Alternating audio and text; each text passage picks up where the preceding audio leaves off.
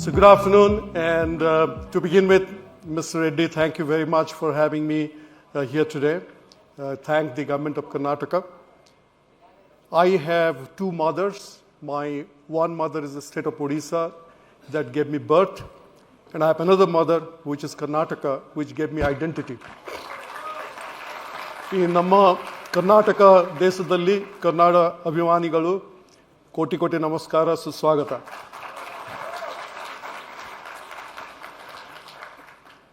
I was in 2016 when I was stepping down from Mindtree. I was pleasantly surprised to get a call from Sri Naveen Patnaik, the then Chief Minister of Odisha, and he said, please come and help us to set up a skill development authority there. I was very nervous because I had never worked with the government before. So I spoke to 4 people. I spoke to my wife. She said, you are born there, so you should do it. I spoke to Manish Savarwal. You may be knowing Manish very well. So Manish said, you should go do it. Then I asked Nandan Nilekani for his opinion, because among all us IT people, Nandan had the greatest experience working with the government. And then I spoke to my bureaucrat brother who had retired from Odisha a long time ago. And he basically gave me a mouthful and said that you private sector people, you think the world of yourself. If you have any caliber, go do it and show it. So my wife Sushmita, who's here, she and I packed our bags and went off to Odisha. And it was 8 years that we were there, both of us. And I'm going to share in the next 40 minutes some of the work that was done in the state of Odisha, which basically took it not as an effort to do skill development for employment, but skill development for human transformation. So when I reached Odisha in 2016, I told the Chief Minister that for the first 30 days, he will not see me and he shouldn't look for me, because I wanted to go see all the 30 districts of Odisha by road. It was the month of May, 48 degrees temperature. I went to every single ITI and polytechnic in the state and the short-term skill development facilities in the state. I covered 3,000 kilometers in those 30 days. So just to give you a context, from Kashmir to Kanyakumari is 3,000 kilometers roughly, and from Gujarat to Arunachal is about 3,000 kilometers. So what did I see? So this is what I saw. This is the first ITI I visited, which is the government ITI in Bhubaneswar, the state capital. So you can see the condition of the ITI. And this ITI shares boundary wall with the Raj Bhavan, which is the official residence of the governor of the state. Professor Sadagopan, many of you know him, had told me when I took over this responsibility, he said, Subrato, in the word India, there are 2 I's. One is for IIT and the other is for ITI. This country will be great only when both are equally strong. This does not look like equally strong. Now, the world of skill development for me basically consisted of 2 kinds of skill development. One, long-term, 2-year programs in ITIs and 3 years for polytechnics. And then the government has so many short-term skill development programs like DDU-JKY and PMKVY and so on. So this was the shape in which I saw long-term skill development. And my focus area was 1.2 million children, young men and women, of which 80% would not even come here. So this was my MIT or this was my Harvard. 80% would go to short-term skill development training programs. So I went and saw something equally interesting there. So you see this picture. This is a picture of sewing machine operators. The clothes that all of us are wearing in this hall today, chances are very high that it was touched by an Odia girl. Tirupur, all of you know, which is the textile capital of the country. Tirupur is a municipal town with 6 lakh, that's 600,000 for overseas delegates here, 600,000 workers, of whom 50% are from Tamil Nadu, 50% are from outside. Of that 50%, 50% are Odia girls like these. So you see here, when I visited this skill training program, they're all sitting on the floor and eating their lunch. And it violated me. It violated me so much that I took this picture and showed it to all the secretaries to government. There was a meeting called by the chief secretary, and I said that if this is the baseline at which we set our own people, employers will come to recruit them, and they will think that anything slightly better than this is good enough. So our job here is to move people from poverty to respectable poverty. So one of the officers actually told me, what's wrong with this picture? Isn't this our culture, sitting down on the floor and eating? So I told the gentleman, I'll come home tonight for dinner, and I would like to join you and your family for dinner, and I would love to see your children sitting on the floor and eating.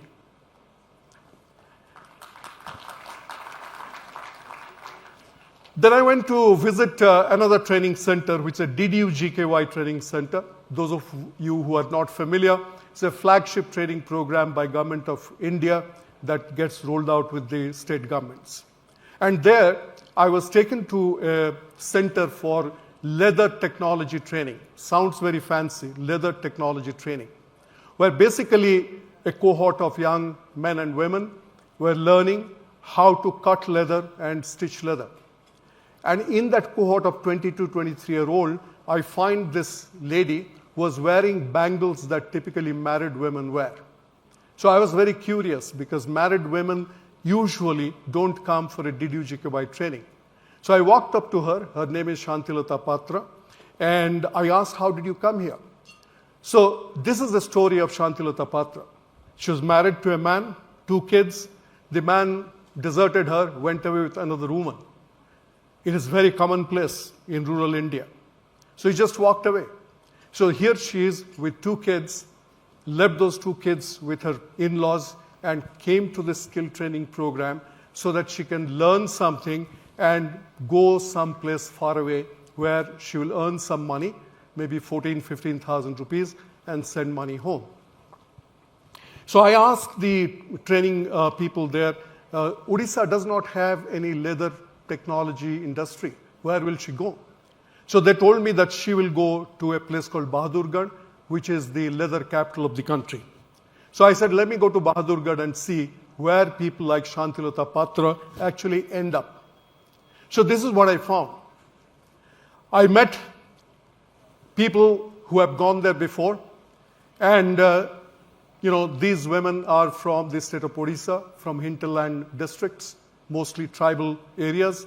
And I asked them, what was the most important problem in making the transition?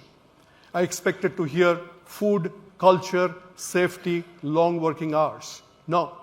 The number one problem is in Bahadurgarh, they could not drink the water available there. You and I take water for granted. In Bahadurgarh, water is contaminated. The only water available is groundwater. And I saw the water. It was the color of petrol. It was putrid. So back home, they did not have 3 square meals, but they could drink the water and breathe the air. Here, they get food. They earn the money to get food, but they can't wash that food down because the water is not fit for consumption. So in that overall backdrop, we came back, and in June of 2016, we said our job is cut out. Our job here is to build a brand called Skilled in Odisha. And in that, the mission statement was, we'll shift the discussion from employable skill development to the idea of human transformation. By moving people from poverty to respectable poverty, our job is not done. We have to look at our task as human transformation. What does it mean? We built a vision for ourselves based on this mission statement, and the vision was that in a 3-year period, Odisha must attract high-quality employers' attention. Truth be told, high-quality employers in the country, they know Karnataka, they know Tamil Nadu, they know Maharashtra. Who knows where is Odisha? People know where Lord Jagannath is, but people don't see Odisha as a provider of skilled workforce. So number one, we said in 3 years' time, corporate India should make a beeline to India and lock in talent. In a 5-year period, it must be a destination where global employers come looking for talent. But most importantly, the Odisha model must be worth emulating elsewhere in the country. Now, this is a very important thing. It is not enough to say we are doing skill development. That's not aspirational enough to make the chariot move. We said that Odisha must become a sandbox of innovation. New ideas must be tried here, which are worth emulating elsewhere, which was a very audacious statement from a state which was not in their economy. But Odisha needed that badly. Karnataka does not require reputational capital. Karnataka is known. The White House shivers when Karnataka comes into discussion, political parties notwithstanding. But Odisha is not there. So Odisha needed reputational capital. So based on this, we basically, first, we went to Leo Burnett, state government, mind you. We went to Leo Burnett and got them to design a logo for the brand called Skilled in Odisha. It has never been done before that a state government goes to an international ad agency and say, give us a brand identity. Very important. Then we created a strategy. This was a strategy, 3-line strategy: fix, scale, and accelerate. In the government, the beautiful thing is we have so many problems to solve. We get into it, and then we end up boiling the ocean, and nothing much happens. So we could have created a huge 500-page strategy. We said, no. Job of a leader is to simplify things to begin with. And people will not follow what they cannot remember. So reduce it to 3 words: fix, scale, and accelerate. Fix what is broken, like the picture that I showed you. Scale what needs to be scaled, what is working. And finally, accelerate the setting up of what was called the 8 Advanced Skill Training Institutes. Before 2016, the government found that every year 100,000 ITI and Polytechnic kids are graduating, and 60% of them are not fit for employment. So the Asian Development Bank and government, they came together and said, we'll spend 1,200 crores to set up 8 Advanced Skill Training Institutes, which basically will become finishing schools.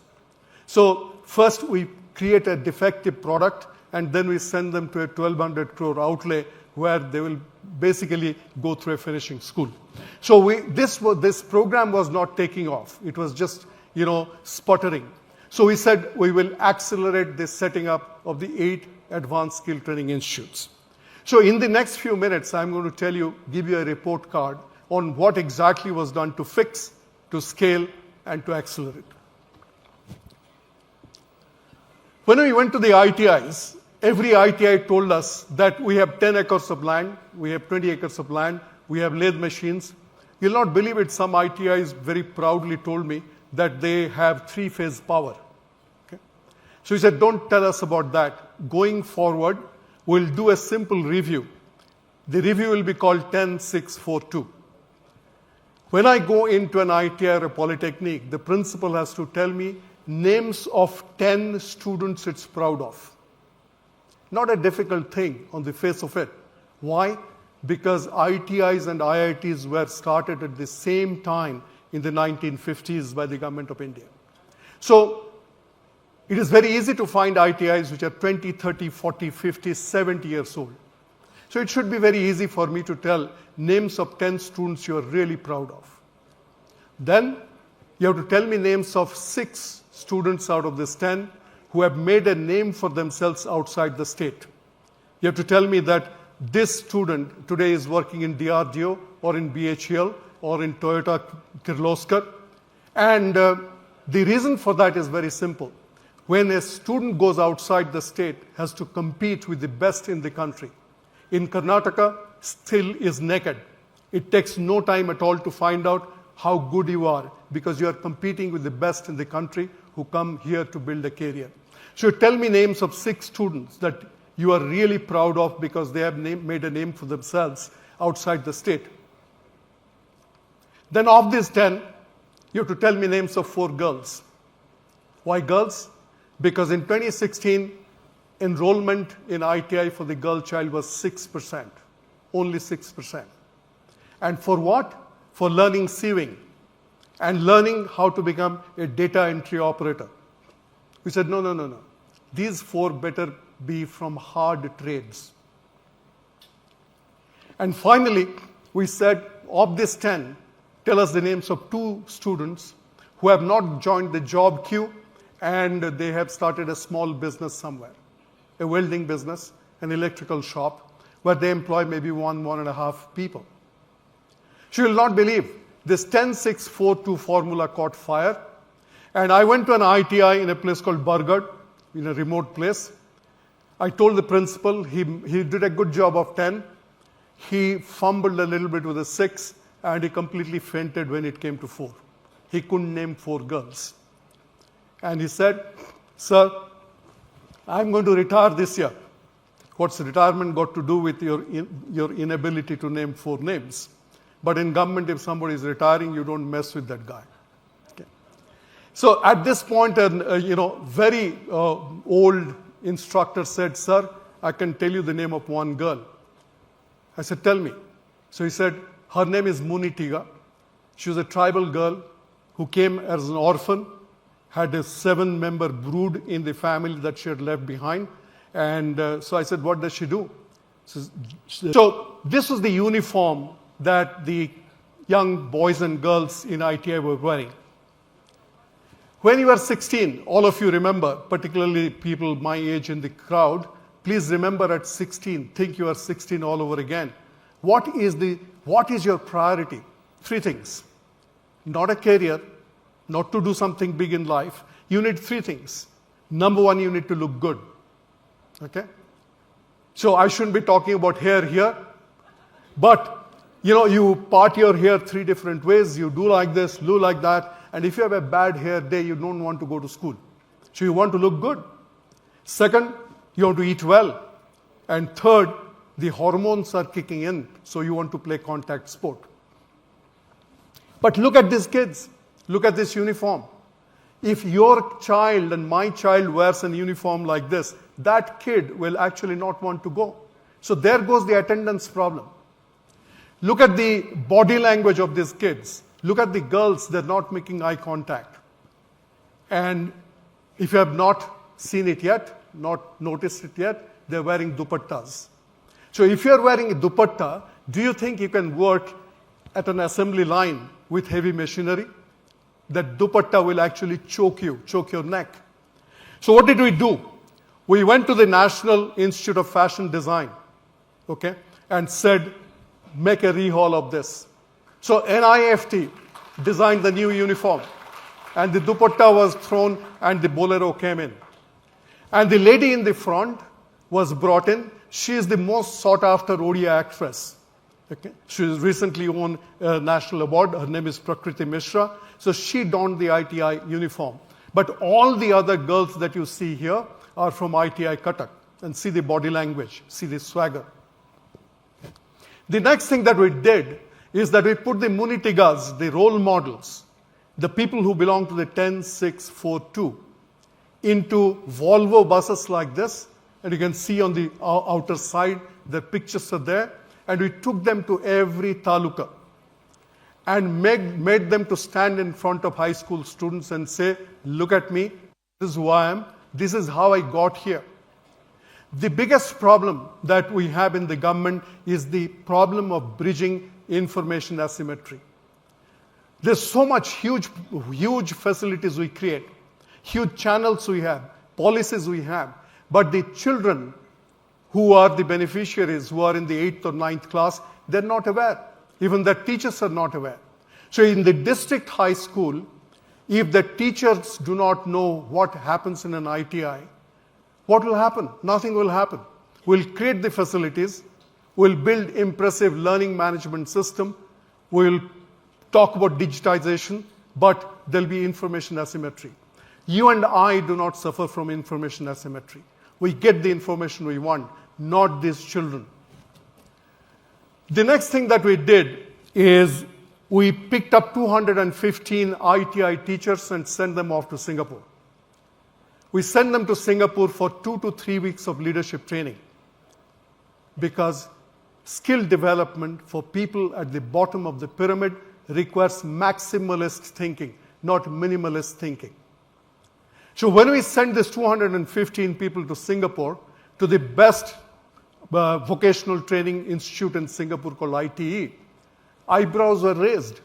Somebody from finance department asked my OSD to ask me, how will we measure the impact? What will be the impact analysis? I said, look, I want these people to come back from Singapore, withdraw money from their provident fund, take their wife and kids to Singapore for a holiday. Because if the ITI principal goes to Singapore for a holiday, the entire taluka, entire district will know what is an ITI. You'll not believe it, 90% of these people, exactly 90%, didn't ever have a passport in their life. So if the principal of an ITI or polytechnic never thought that a passport is a necessity, how will you create a global workforce? What are we talking about here? Next thing that we did, I was telling you about contact sport. We brought these kids to the state capital. We started building annual skill festivals where thousands and thousands of ITI and polytechnic kids come. And you can see right in the front, this lady is holding an all-girls delegation from a left-wing extremist district called Koraput. And then, who was playing the band here? The Odisha military police band played the band here. And we got the Odisha military police band to play at this occasion because when the Odisha military police band actually plays the band here for the march past, the media comes and covers it. When the media covers it, people who need to know what's an ITI get to know. When you look at an ITI, we only think about skill. So this is the work of a 8th class dropout who's come to an ITI and is learning to be a welder. But if I ask you what motorbike this is, can you tell me what bike this is? It's a Harley Davidson, right? Okay?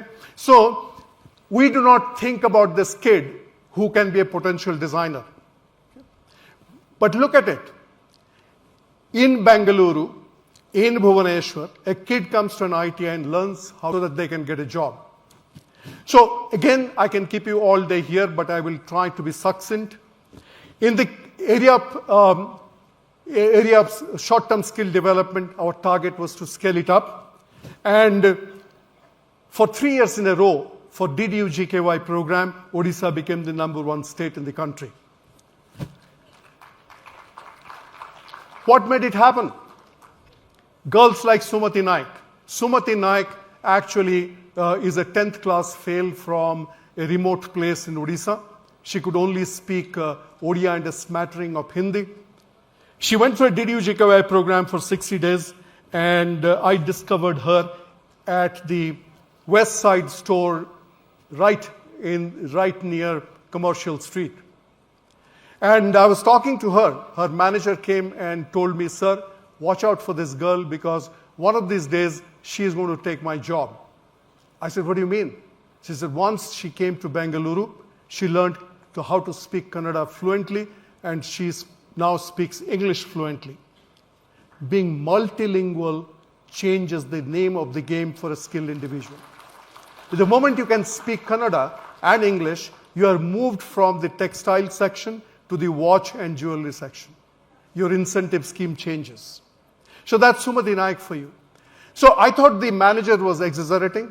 A year from then, I was tracking Sumati Naik where she went, and she sent me a picture of hers. She sent me actually a picture of her name badge which said Sumati Naik Department Manager, and she was now posted in West Side, Coimbatore.